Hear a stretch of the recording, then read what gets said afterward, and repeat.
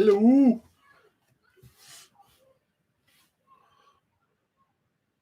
Oh, that's impressive. 9 people automatically hit. That's impressive, isn't it, Lemmy? Hello. The camera's too low to catch your floofy features, apart from your tail.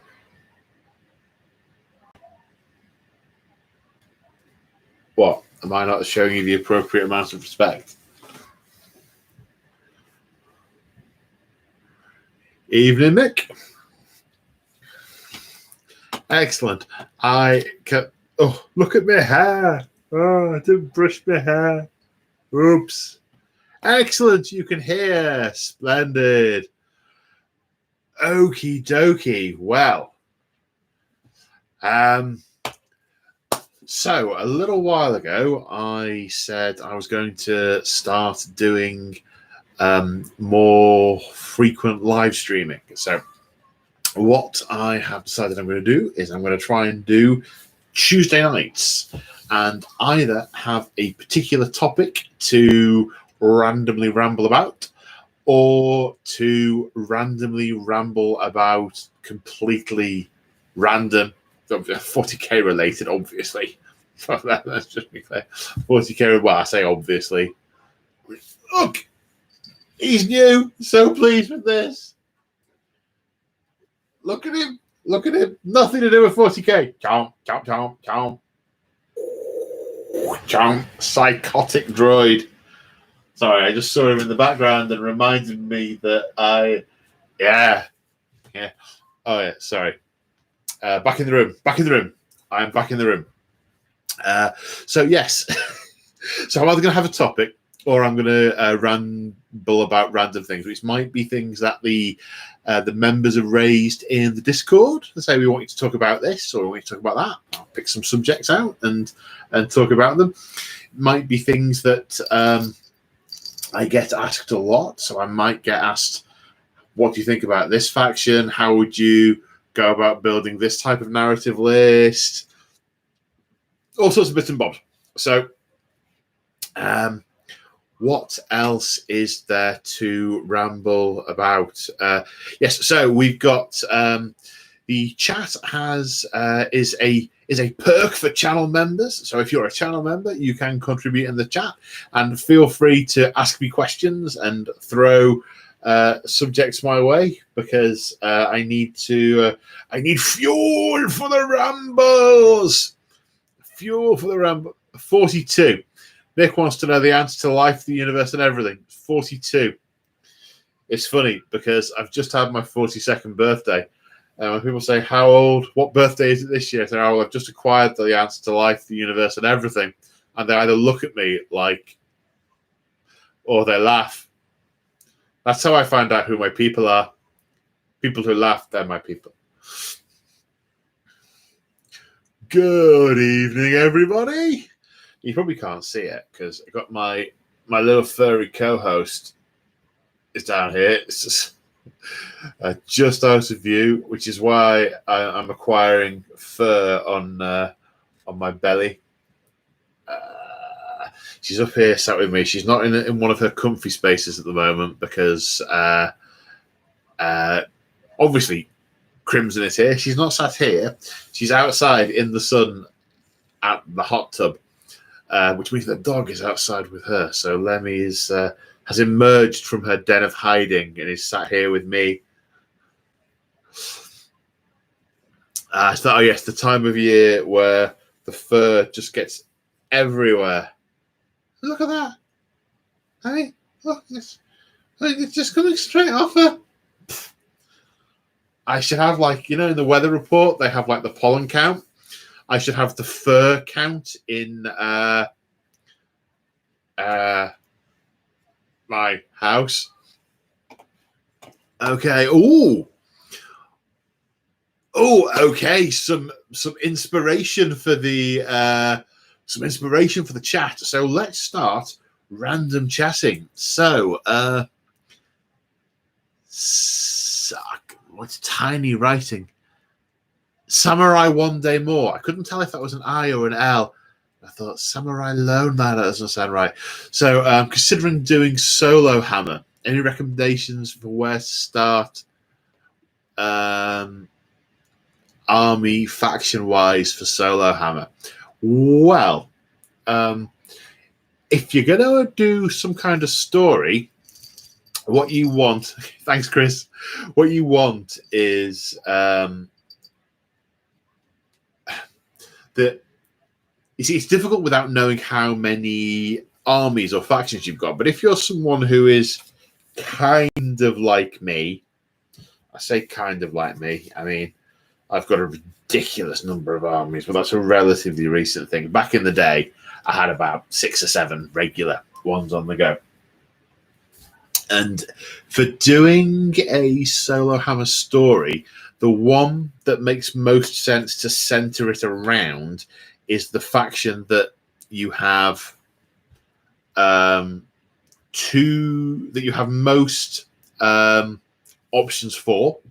So you're going to be playing that army a lot. So, okay, assume you've got none. Right, I'll circle back to the having none notion in a minute. You want to play with the army that you've got most for. That way you get variety. You can make different lists. If you've got 3,000 points of Space Marines, you can play lots of 1,000 point games, and they'll all be different. Even if you've got 1,000 points of Eldar and 1,000 points of Orcs, 1,000 points of this, 1,000 points of the other. So that's kind of what I did. So I thought, okay, well, from a story point of view, I need to pick my factions that I've got most choice for. I also, obviously, for me, one of the big things is which armies can actually fight each other in the narrative.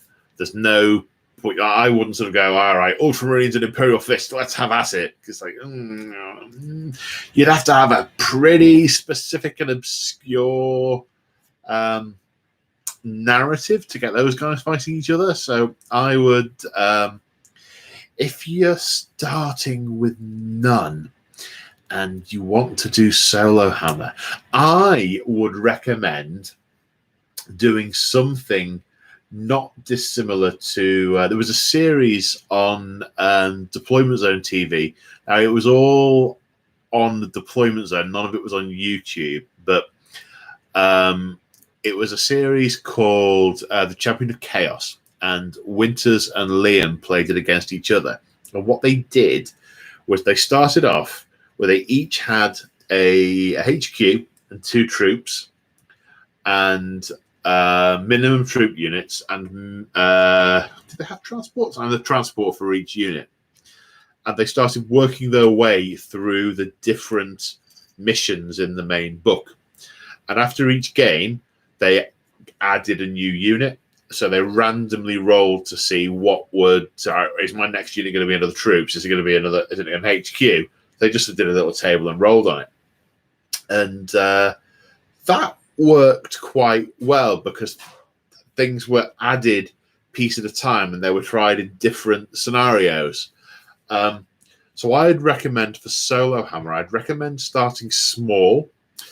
I'd recommend factions that can expand quite a bit if you want to at a later stage without just having to have lots of the same, lots of the same, lots of the same, lots of the same. And I would start to sort of grow your narrative from there. It's kind of what I'd do. Because if you're starting from scratch and you've got that means you're painting and learning how to play 2 armies. So for what would be one person's normal painting progress, you've got half of that because you've got to do 2 new units to make it fit. Especially if one army you pick is a horde. So you go, okay, well, I've got to paint the Saging Space Marines and Orcs, right? I've got to paint 5 Space Marines. What's the equivalent for the? Oh, I've got to paint 30 Orcs, or whatever it might be. So yeah, I would. You can maybe start. Okay, you have Orcs and Space Marines, right? Yeah. So I'd try something like that. I'd start with the minimum for each one, and then just sort of build up a little narrative. Decide what the war zone is, what they're fighting over, and then what I tend to do is I look at the result of the first game and then decide what I think their next move would be. And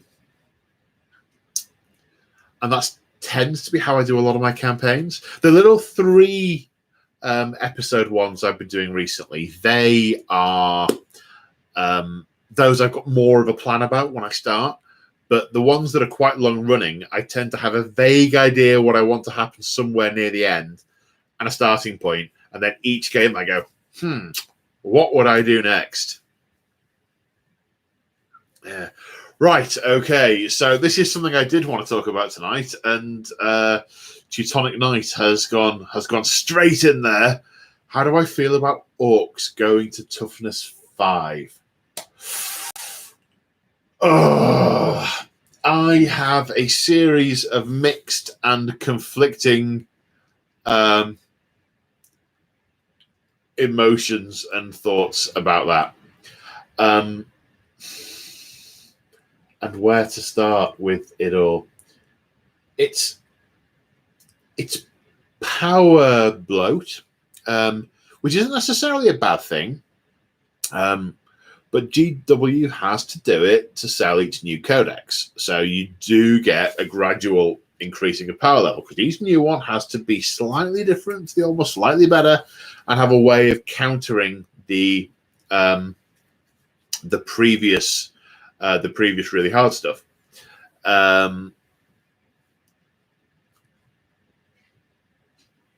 Okay, right. Samurai. I'm gonna.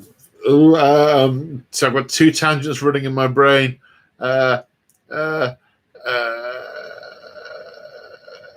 Right, pause on the orcs. So Unbuilt Sisters and Dark Angels and Chaos and Necrons. You could do. I don't know if you ever played the old Dawn of War game, but you could easily come up with a reason why all of those factions were on the same planet and either fighting each other or coming up with loose alliances. The old Dawn of War game had and everyone started with a little base, and different factions got bigger and bigger and bigger, or bigger or smaller, or bigger and smaller. And yes, you could come up with a. I think in one of them, the planet was surrounded by warp storms, and then no one could escape, so they all had to try and take control of these pylons that were causing the warp storm. That was a lot of fun.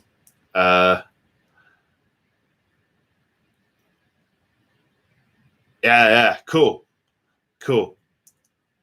Right then, back to the orc focus. So each one has to be harder than the one before. Now, orcs were always meant to be tough to kill. Space Marines are meant to be tough to kill. Power armor is meant to protect the wearer from an awful lot of incoming damage. Some weapons are supposed to be high-tech enough to bypass armor. Some weapons aren't. I think where we've got to now with orcs being toughness 5 is some races and some units are bloating to the point where they can keep up or where they can challenge other units, but what it does is it leaves other things further behind. So, for instance, a consequence of orcs becoming toughness 5 means that a hit in the face with a bolter will only hit in the orc. Hitting the orc with a bolter will only win 1 out of 3 times, which is now, because of the way 9th Ed works, exactly the same odds as a lasgun. So if you compare Space Marines to orcs, the only thing that's if you compare Space Marines to Imperial Guardsmen with respect to fighting orcs, the only thing that's actually happened because of the mechanics is that the Space Marine got worse. Because toughness 5 isn't double 6, it isn't double 3, so So a lasgun will still wound on a 5. Lasgun bolters being AP dash are they've gone from a narratively grotesquely powerful weapon to really something quite mundane. And it's another aspect of the Orcs preview rules. Choppers now AP -1. So what that's to this has been happening with all the races recently. A lot of base weapons, whether they're melee weapons or ranged weapons, have been becoming -1, which basically says, actually, we want the default armor save to be 4+ rather than 3+, because that's the net effect, is that power armor gets worse. Units that don't have armor much to speak of. A 6+ armor save is an irrelevance now. You might as well not have it. The Orcs might as well not have their 6+ save because the vast majority of incoming weapons are going to be greater than that.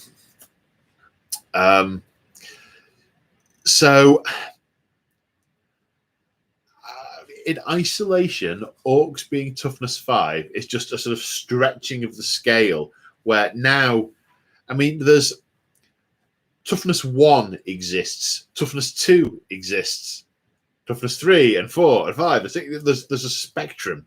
There's a big spectrum, and what they kind of do, it's the principle of like a Coke in a cinema. Back in the day, you used to have small, medium, and large. No one would ever buy the small, and often wouldn't buy the medium. Or would they buy the large? Now you have regular, large, and extra large. You've still got small, medium, and large. You've just got different names. It's conceptually no different to saying, actually, do you know what? Humans are toughness 2, Space Marines are toughness 3, and Orcs are toughness 4. It's just that rather than the scale being moved down at one end, it's just stretched up at the other end, which, because all the codices aren't renewed at the same time, does make it very difficult to play games again with certain codices. And I don't care about that from a competitive point of view, but where it doesn't quite, where the narrative is jarring, that's a bit. So I'm not as keen on that. But the fact that Orcs are high toughness, they are resilient to damage, I like. Now, there's a whole bunch of ways of doing that. Yeah, you could give them the old. You could give them a shrug. That's a lot of dice rolling. It's probably why they haven't done that. You give them multiple wounds. I think back in 1 edition, they had 2 wounds each because they could just soak up the damage. Toughness 5 kind of works. You could give them armor, but armor's not really a thing anymore because there's so much stuff that just bypasses it or reduces it by default. Toughness 5 in the current meta of the game definitely does serve to make the Orcs harder to kill, but it does, narratively speaking, penalize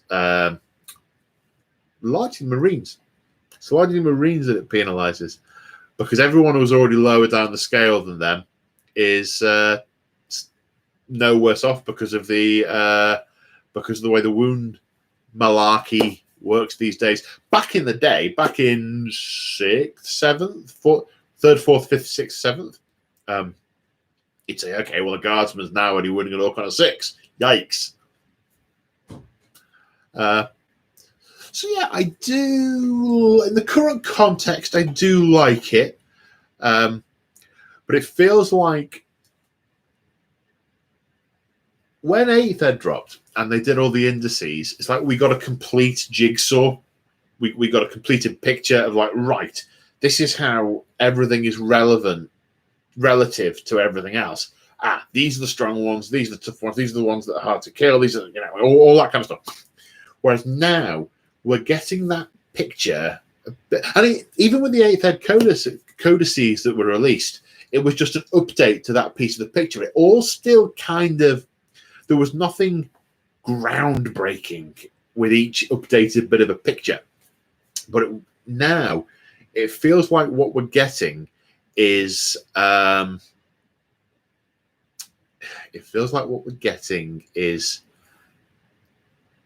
bit of a picture, but they haven't thought about what the whole thing looks like. It's just, and now we'll do that bit, and now we'll do that bit, and now we'll do that bit. And it might end up you're building a picture of a Sherman tank that started off being a garden.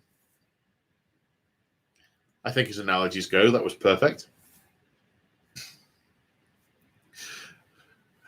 I can see lots of chat and conversation going on, which is wonderful. So my admin assistant Crimson is watching. She is downstairs with the post-its. I'm going to be sending runners to me with post-its because of the sun. And well, actually, the sun's going in now, but the hot tub is still there, and it's still hot. So sun or not. So yes, still going to be getting my post-its from Crimson. So yeah, that's orcs. Yeah, orcs. I'm interested to see what they do with the beast snaggers. I like the concept. It's going to be similar, I think, to what they did with speed freaks, because if you just sort of take is come on, brain. Sorry, I've got Lemmy mooching around in front of me, distracting me with all this fur in the air.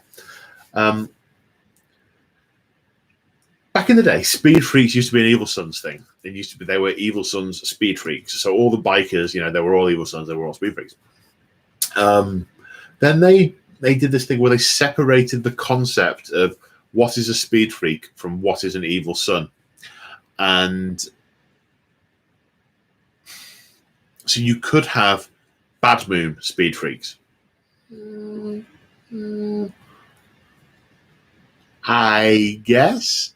And they're doing the same thing, it looks like, with these beast snaggers. Right,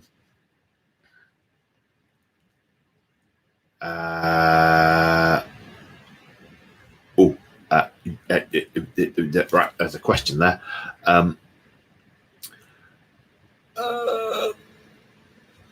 My brain's just seized up.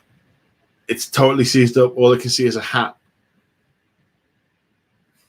What was I saying? I don't know what I was saying. I'm going to look at a question instead. Sorry if I missed it. What are your thoughts for the changes or lack thereof for the new Grey Knights? So I haven't seen what's changing. I know there's a bit of talk because of the chapter approved update, but I'll be honest, I don't really. Thank you, Sultan. Right, I'm going to come back to that because I've now gone on to Grey Knight. I'm now on like the 8th fork of the tangent. No, I'm going to come back to Grey Knights and finish Snaggers first. So yes, I'll be playing the Beast Snaggers as Snakebites. My Beast Snaggers will be Snakebites. I think the riding squigs is kind of cool. I think they're being really something between a boy and a knob. Something between a basic orc and an orc noble. I think the idea is quite interesting because orcs do grow all the time. So you're going to have a size range. They don't instantly go boop. They don't get a growth spurt that grows them an extra foot in height. So I kind of like that. So yeah, but what it does mean is because what I expect to see in the Codex is I expect the Codex to be mono-clan. I know from some previous live chats, some people said, "Oh, wouldn't it be great if they did that? If they did with the if they did." I'm trying not to be distracted by the chat. Oh, it's gone again. Because I expect the book to be monoclan. I don't expect them to do something with it like they did with Drakari, which is a shame. But I guess from my perspective, it's not going to stop me playing them narratively on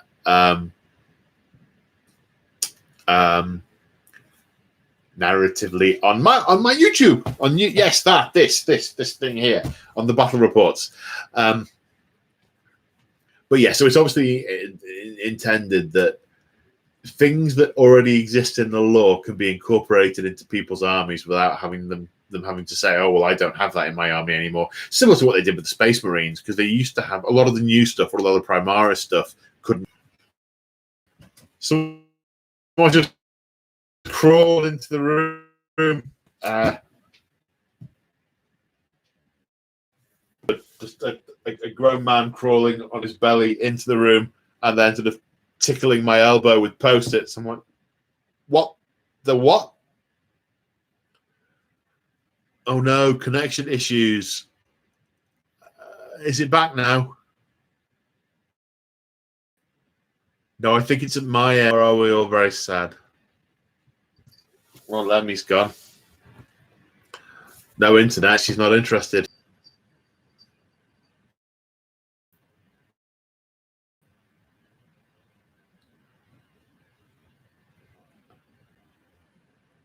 Oh, I just got all the conversation is back.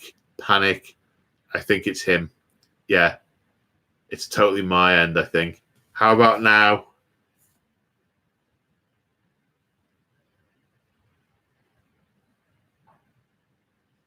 I don't think Crimson pressed anything. I think it's my end.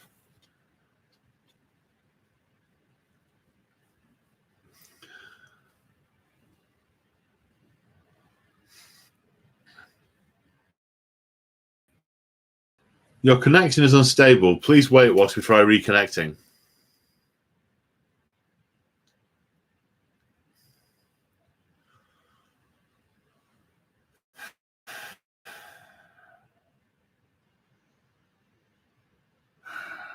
Omnisire.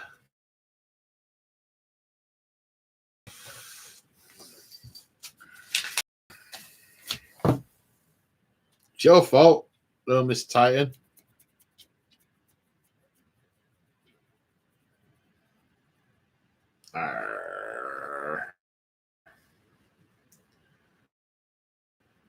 Can you hear me now? You see, this doesn't really work, me saying, can you hear me now? Because the time difference between me saying, can you hear me? And someone going, oh, maybe I should reply. And then it actually...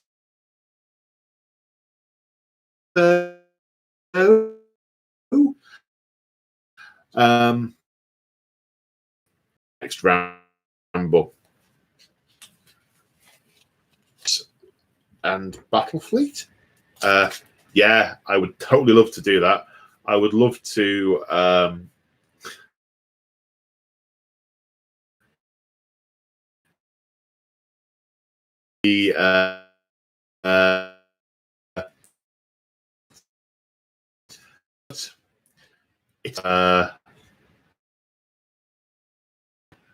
I still have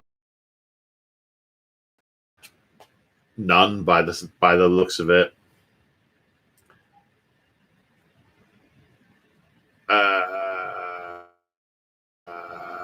Right, I'm going to see if I can do anything about the internet. 1 minute. How do I mute it? I'll be right there. Imagine, hum some lift music to yourself.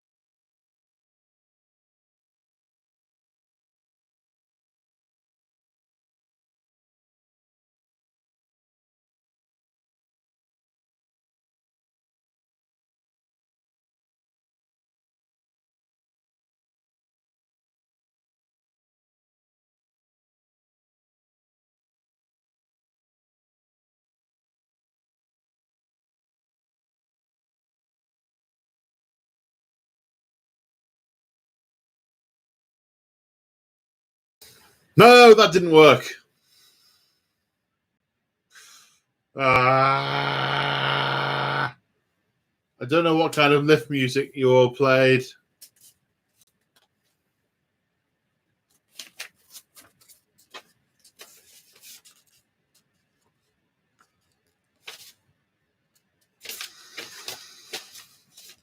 Dawn of War 2 theme for lift music. That is an awesome video. That is not Slipknot. Like a bit of Slipknot.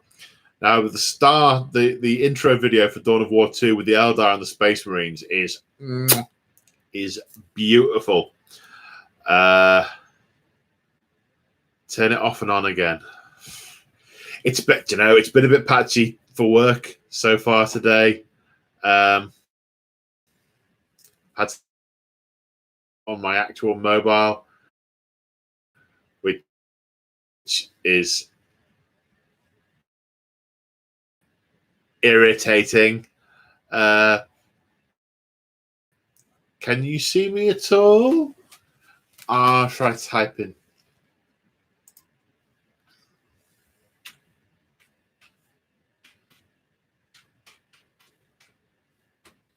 Can you hear me? Question mark. Yes. Oh, what is this? Josh. Oh, I think Josh just signed up. Thank you. Thank you very much. Okay. Right. So, no, not doing any Titanicus as such. However, I have a special visitor coming on Saturday. A certain Mr. Winters. Oh, yes. And we are... And it's gone again. I am going to get my service provider and throttle them. Okay, this is going to be a problem. If we're doing this every week, this is going to be a problem if this keeps happening. All right, okay. Okay, sorry, Squawk. Basically, I was saying I'd love to do Battlefleet Gothic, and I'd love to... I'd love to do some Titanicus, but I don't have the models and I don't have the game systems or the rules. So it's something I really want to be able to do, but it's not something I can do yet. However, which is what led me on to talking about Mr. Winters. So he's coming up on Saturday, and we are going to try and play 2 games. 2. For those of you who saw the,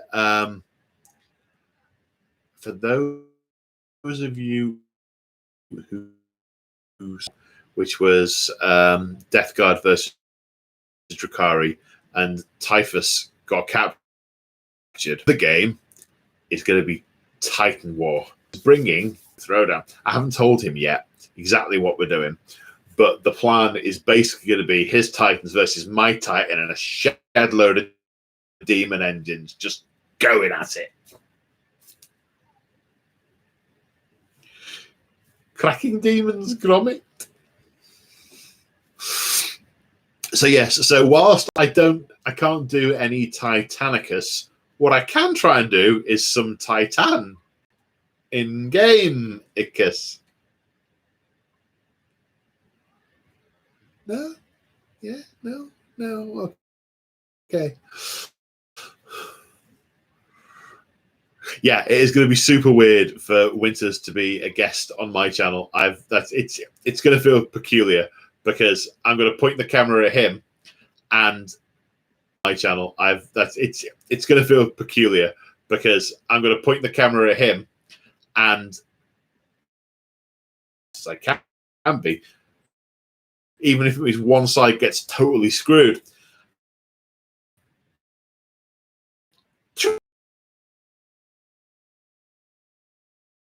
Guests, and you go, yes, okay. The obvious solution to this place is, and yes, those are both going on to public YouTube, which is nice.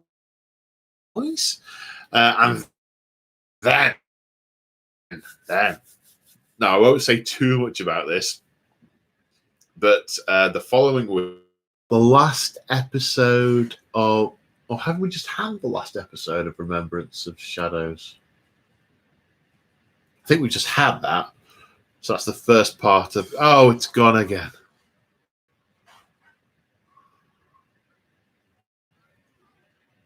The Wi-Fi is irking us all. Right. Okay, well, let me have a quick look at these post-its. I think what I don't know is if YouTube is actually recording this, because it should be on playback. But I don't know if it is. I don't know if the rubbish signal at my end means the playback's going to be terrible as well, or whether you're actually going to get what I'm seeing. Because it's difficult. I have no idea when it's breaking. It's obviously at my end because it's affecting all you at once. But I have no idea when it's breaking up and when it isn't. Ah. Right. Questions. What are my thoughts on incorporating some Adeptus Titanicus and Battlefleet? Covered that one. I might have been breaking up when I covered that one. I'd love to, but I don't have the models or the knowledge of the game systems or the bandwidth to actually film them just yet. That's something I very, very much hope to be able to do in future so that I can link everything together. I don't just have to describe the space combat. I can play it out and then let that have an effect on the game itself, on the 40k games. Yeah. I'd love to be able to do that. I'd love to be able to mix in Kill Team for the sort of really small incursion type games. Yeah, I'd love to do all that. Not yet, though. Not yet. It's just so close, but yet so far. So this is Chris talking about his Sisters and Dark Angels and Chaos and Necron in the box. Yes, I think we talked about that because we said about doing a planet similar to Dawn of War, which would be really cool. What's this one?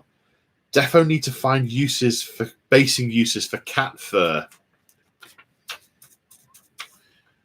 So I either need a way of harvesting the fur or just sort of putting a bit of glue on a base and rubbing it on Lemmy. I'm not totally convinced that would end well for me.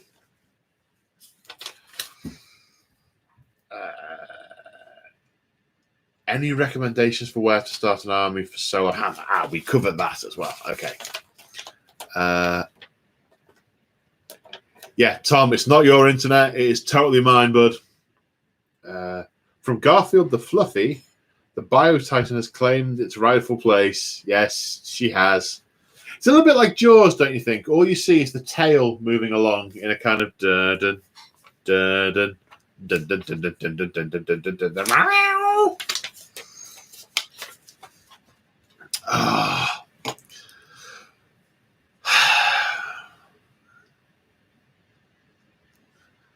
I think the best thing to do is call it a day there because the internet keeps dropping in and out and it's breaking it up for you guys and it's busting my flow for rambling.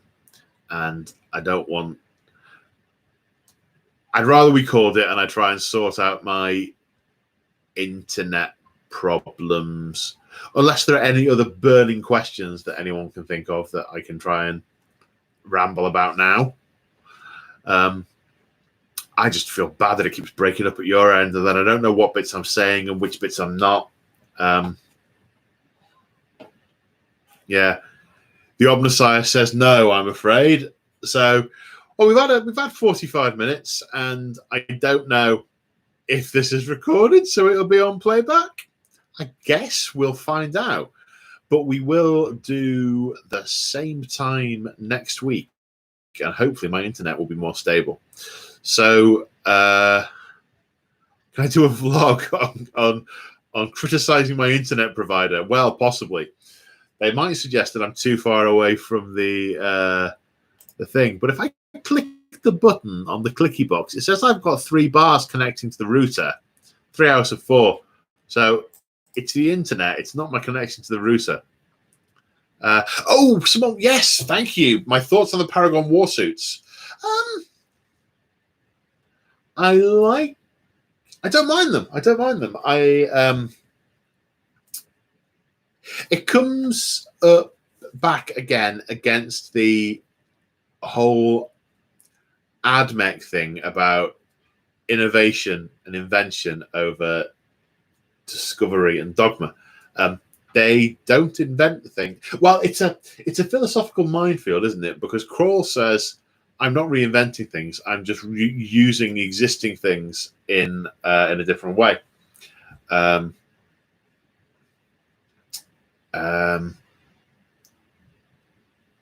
So I like them from that point of view, and I think it will create some interesting philosophical AdMech-y type things. I don't dislike the models. I don't dislike the models at all. They're I think they fit in quite nicely with some of the existing Sisters range. My initial reaction is that they seem to be, in terms of durability, somewhere between a Terminator and I'm assuming Core came up with them. I don't know. Because the Sisters don't have their own tech people, so they must get their tech from the AdMech. Everyone else does. If you know differently, please let me know. If you can direct me to some nugget of info about that, I will gladly go and have a look and see what I can wrap my head around. But yeah, so what feels a bit odd is that they are more survivable than a Terminator. And this goes back to exactly what I was saying before about lag in the stats affecting the narrative. I would still say that whilst that is an exo frame for a sister in power armor, she's still a sister in power armor with a little bit of extra armor over where the suit attaches to her. Given what Terminator armor is meant to be, they seem like they're... I don't know. That's the thing. That's the thing that jars with me. It isn't them as such. It's their relative position to something else that already exists. Something else that already exists that's in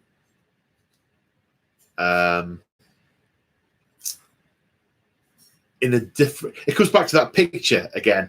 You've got your garden over here and your robo sheep over here. It's 2 different pictures, and they don't quite,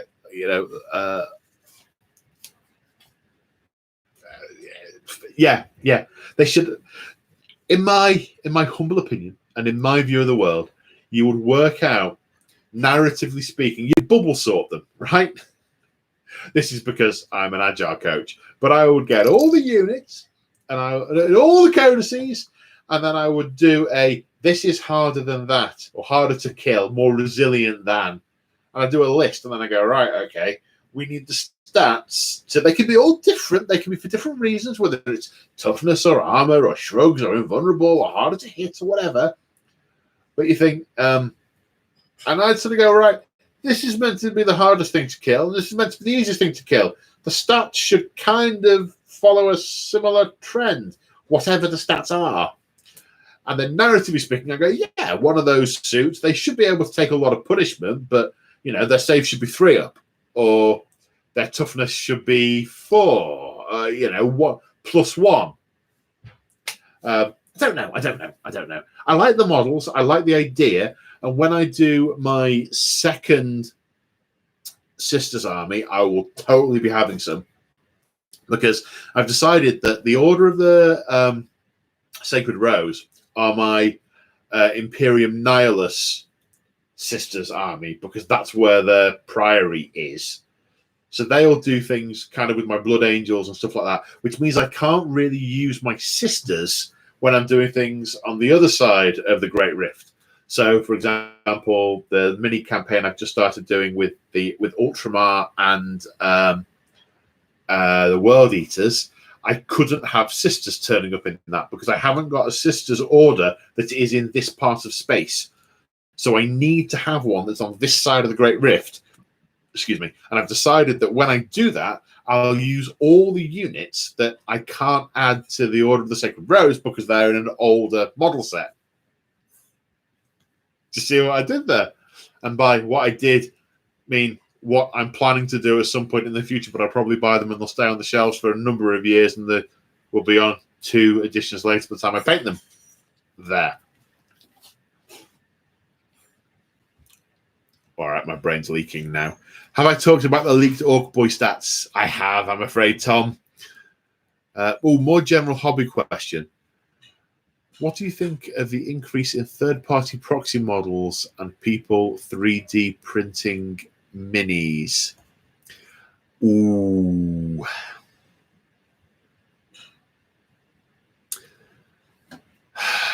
I quite like kits that add on to things. I'm not a big fan of cheaper proxy models that are either available elsewhere or could be 3D printed because it takes the money away from GW. And people often say, or I've heard people say, it's only a bit of plastic, it costs pence to make. Why does it cost 50 quid for the model? Because they're not just painting a bit of plastic. The whole production process is much more expensive, much more complex. All of the miniature design, all of the head office staff, all of that stuff costs an absolute bomb. And whilst they're making a healthy profit, they have sufficient money to invest in all that. So I personally do not begrudge the money to GW. I know it's an emotive subject because it's not a cheap hobby. So I like kits that can give you extras to add on to the things that you already have from GW. But the idea of buying different minis that it doesn't sit quite right. I can't put my finger on quite why, but the last miniature I painted is coming to get you. Your only defender is the first miniature you ever painted. How screwed are you? Well, I'm being attacked by a Night Lord on a bike, and I'm being defended by a Blood Angel.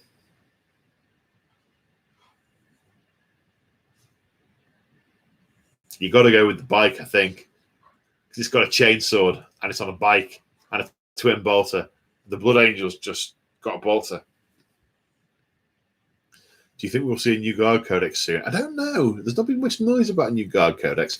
I suspect not, with them having just released the Bits kit. Oh, sorry, just sneak previewed the Bits kit. That feels kind of like a get you by kit. I wonder if in the background they are I wonder if in the background they're doing quite a big kit redo and it'll be a big launch later on and they're just doing that as a get us by. Don't know. They can't do everything at once, right? So I haven't heard anything about it. I'd like to see a lot of the basic regiments doable in kits, in plastic kits. You'd like to think with the quality of the versatility of the plastic kits they produce these days, that they'd be able to do something generic that could then have an extra sprue. Like if you imagine they did a sprue with all the arms, all the legs, I don't know, basic weapons or whatever, and then there was another sprue which had all the regiment-specific bits that sort of clipped on and around and over. So they could do any regiment with your basic sprue and then your regiment sprue. All the regiments. Oh, yes. Yeah, I've just been listening. I'm in the middle of listening to another Caiaphas Cain book. Oh, they're so good. They always want me to play. I always want to play more guard whenever I read one of the, whenever I listen to one of those, especially when he is like, right, how can I stay alive? Well, I'm not going in the first truck because if it drives over a mine, I don't want to be in it. So no, I need to see things from back here. That way I can get to anyone who needs help. Yes.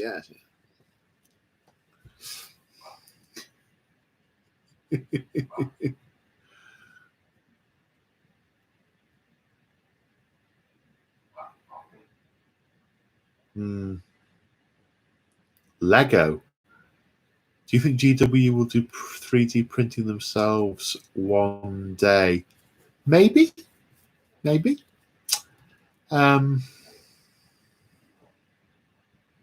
interesting to see where that market will go because,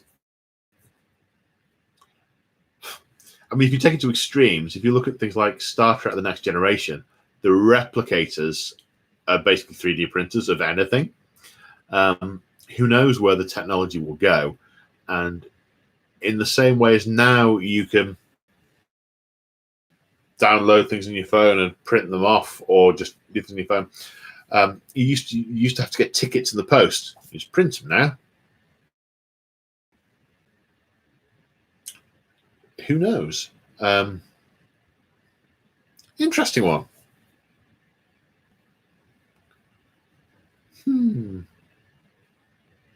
Right. We seem to have the connection seems to have stabilized, kind of ironically, because we're about timing out. Because I'm going to try and keep these Tuesdays to an hour. Would really love to start an hour there, but not sure I can cope with all the Finecast aspect warriors. Oh, I know. I feel the pain. Licensing 3D printing for old out of production models is an interesting one.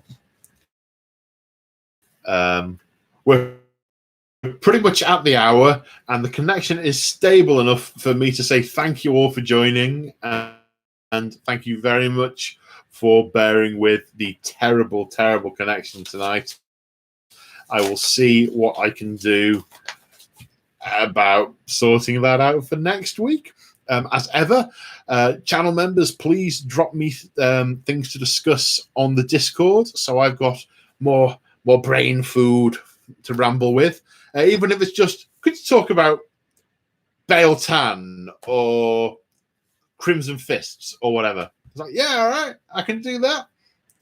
So I hope you're all keeping well, and see you all next time. Take care, everyone. Bye for now.